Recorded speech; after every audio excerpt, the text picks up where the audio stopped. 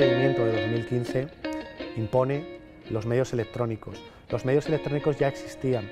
Realmente el gran cambio con respecto a la legislación anterior es que ahora son obligatorios. Realmente la clave principal es que la administración funcionaba de una manera y ahora debe funcionar de otra. Es una ley, la de procedimiento, la de régimen jurídico y 2 años más tarde la de 2017 de contratos, son leyes que marcan un antes y un después en el derecho administrativo, como me gusta decir a mí, en el derecho público, porque no suponen tantas novedades en cuanto al fondo, pero sí una grandísima novedad en cuanto a la forma, y es que ahora el procedimiento es electrónico y además se debe simplificar y cada vez realizar menos trámites y pedir menos documentos. Este es el verdadero cambio. El Estado se podría ahorrar, el Estado, las distintas administraciones públicas o el sector público se podría ahorrar, y de hecho ya se está ahorrando allí donde se ha implantado muchísimo dinero.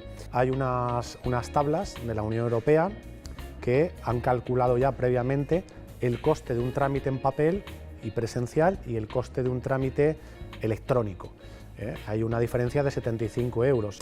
Lo más importante no es la reducción de costes en la tramitación administrativa, lo más importante es la reducción de cargas burocráticas, la reducción de cargas administrativas para el ciudadano, que es al fin y al cabo el usuario de la administración y por y para quien existimos, las administraciones públicas.